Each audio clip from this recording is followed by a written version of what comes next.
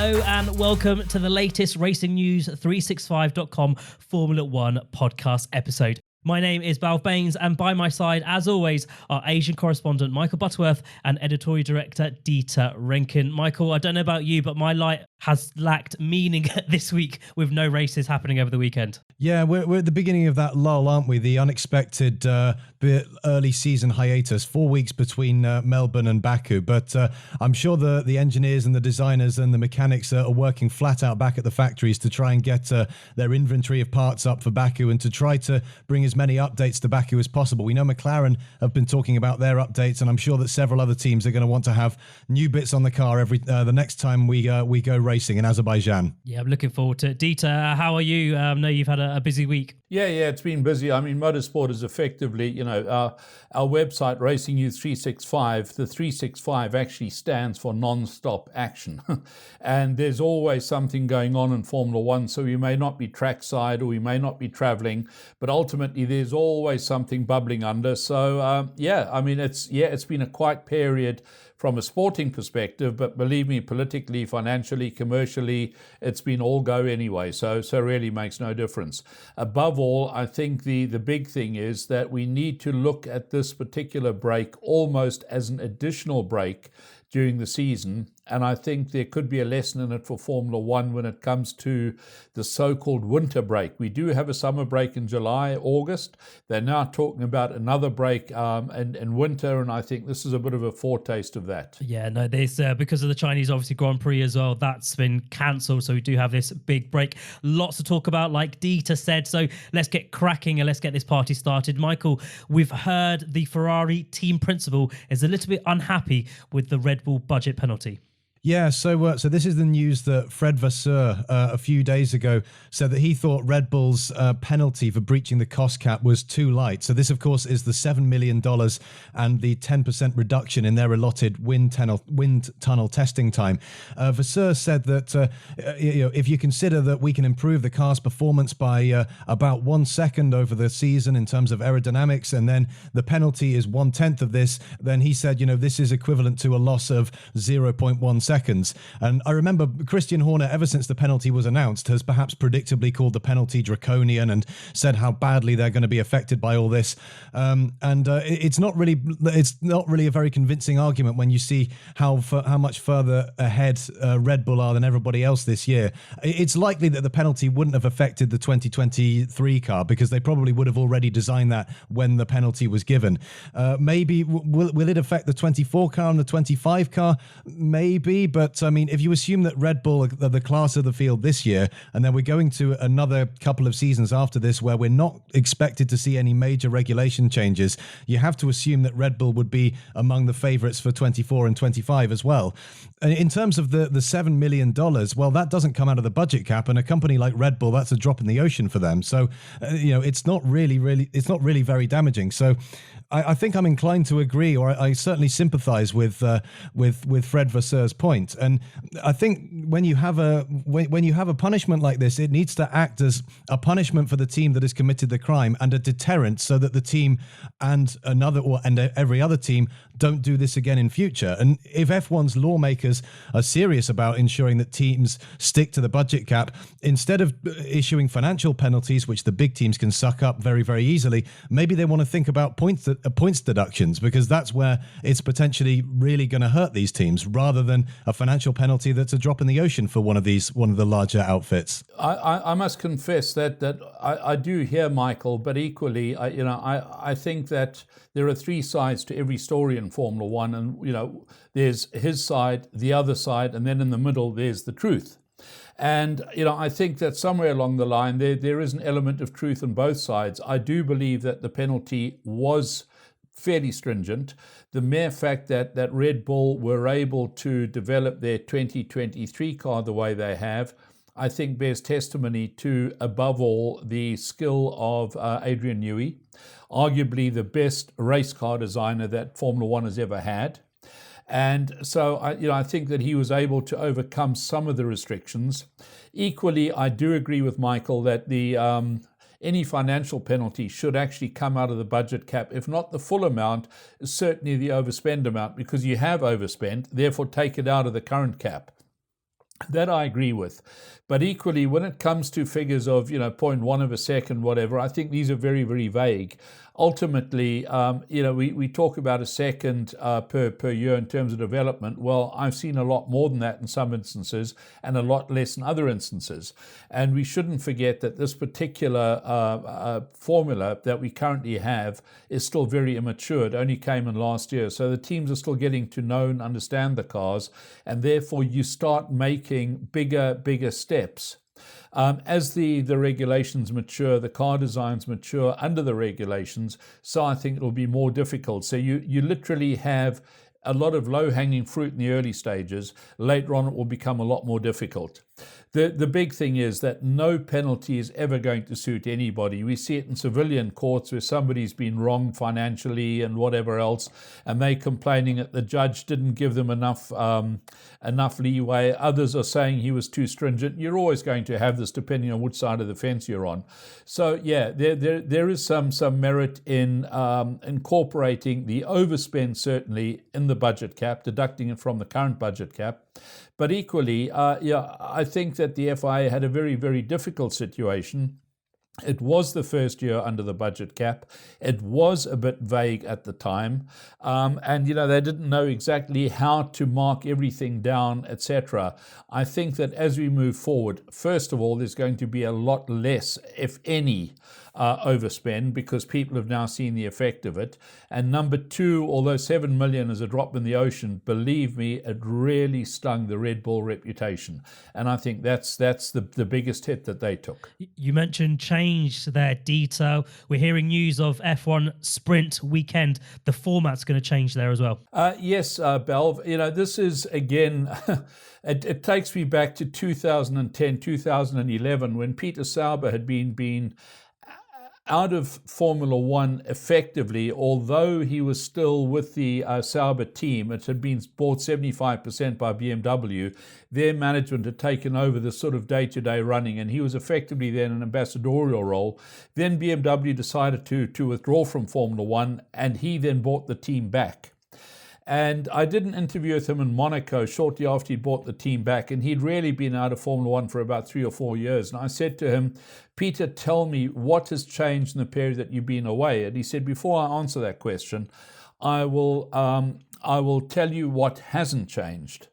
And he said, and that is Formula One's inability to take a lasting decision until the very, very last minute when it is forced into a compromised situation, and therefore the regulations generally are the worst they could have been. And again, we've been hearing about the sprint race thing in Baku for a long time, a change to qualifying, all sorts of things. So what does Formula One do? They wake up in Saudi, effectively one race ahead of the Grand Prix, and that's when they say, we want to change the qualifying, we want to experiment with this, that, and the other. In the interim, what I'm hearing now is a situation where Pirelli may not be able to actually deliver enough tyres for 2 qualifying sessions. Therefore, there's now do we have it or don't we have it? We have this sort of semi-shutdown. So some people are off on holiday, etc. And, Formula One really, for a global sport, actually needs to get its ducks in a row and take decisions early enough for Formula One to actually grow and develop properly. It's all very well having booming TV numbers, but when the house is creaking, that's not a healthy sport. Yeah, Dieter, we were speaking offline and you mentioned a really good point about the governance process following on from the sprint race as well. Yeah, well, absolutely. I mean, fundamentally, the governance process the Formula One Commission used to consist of all teams representing that, the engine supplier of a team not in Formula One. So, for example, Honda. You'd have the tyre supplier, you'd have the fuel supplier, you'd have a representative from the sponsors, from the circuits, etc. That was all done away with because possibly, the powers that be, and here I must be very, very blunt, the president of the Formula One Commission is actually the CEO of the commercial rights holder. And the governance process, the way we have it now, was effectively amended at the request and recommendation of Formula One rather than the FIA. And basically what they did is they did away with all non-team representation. So all you have today is the teams, FIA and Formula One, and they take the decisions. And in the process, they take certain decisions that impact on the tyre supply, the fuel suppliers or whatever, but they're not represented on the commission. And that's why if we do not have this change to the qualifying format, the Formula One Commission has only itself to blame, because they didn't have tyre representation on there, and therefore, fundamentally, the tyre supplier was caught unawares. Let's not blame Pirelli. I can really see, Pirelli can't supply tyres. Well, I'm sorry, they need a lead time. They're a manufacturing outfit. They need a lead time, and that's it. So moving on to other news, Charles Leclerc has posted about his privacy concerns on Instagram stories there, Michael. Yeah, so just the other day, he revealed that his home address had been made public. And so he then had people gathering outside his apartment, ringing his doorbell, asking for pictures and autographs. And so he wrote a letter expressing his appreciation for their support, but he requested them to, respect his privacy, refrain from visiting his house. He said that, he would make himself available for the fans whenever they come to see him on the streets or at the track or whatever, but he wouldn't be coming downstairs if they visit his home. And he's been in the wars a little bit, Leclerc, lately. His watch was stolen in Italy last April. Italian police actually last week announced that they had arrested a few people who were wanted in connection with that theft. That also rings fairly true with Lando Norris. He had his watch stolen after the Euro 2020 final at Wembley Stadium in 2021. There's a trial currently ongoing in the UK regarding two people connected with the case.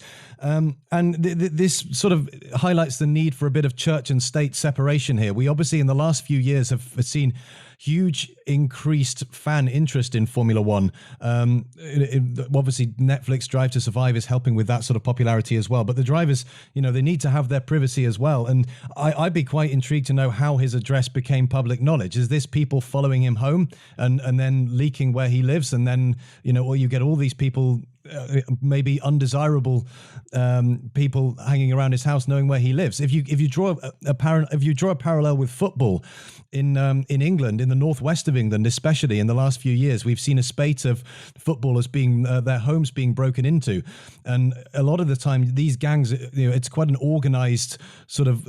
These are organized gangs who know exactly when these players aren't going to be there, especially if they're away playing in Europe for a few days. Well, if you apply that to Formula One, these guys are on the road more often than they're not. So it's a potentially very serious situation when their private addresses are being made public like that. I can remember as well, in 2015, Jenson Button and his then partner were robbed while they were asleep. And it was rumored, I'm not sure if this was ever confirmed, but it was rumored that an anesthetic gas had been pumped through the air conditioning system. And then they were robbed while they slept. So it's obviously, there are potentially very, very serious consequences here to people's personal property and personal addresses being made public like this. Yeah, I must agree with you on that, Michael. But equally, I think if we have a look at Charles Leclerc's situation, he lives in an apartment in Monaco, I believe. And, Monaco is a very, very small place. All you got to do is go down the road to go and buy a loaf of bread or whatever, which of course he's entitled to do. And he's immediately going to be spotted. And it's very easy to follow because, the traffic moves very slowly. In most instances, people are either walking or on scooters or whatever the case is. It is very, very unfortunate. And I certainly feel for him.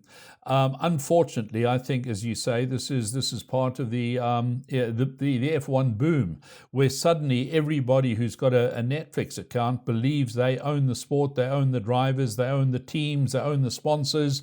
Everybody's got an opinion, everybody wants a slice of it, etc. And this is very unfortunate, particularly in this day and age where nothing remains secret for very long. The minute one person's found it, he sticks it on the internet and the entire world sees it. Whereas, back in the day of Jody Scheckter, who lived in Monaco, for example, so what if somebody saw him? First of all, if he did go knock on the door, I'm certainly not suggesting that Jody would have thumped him, but he would certainly have given him a lot of lip.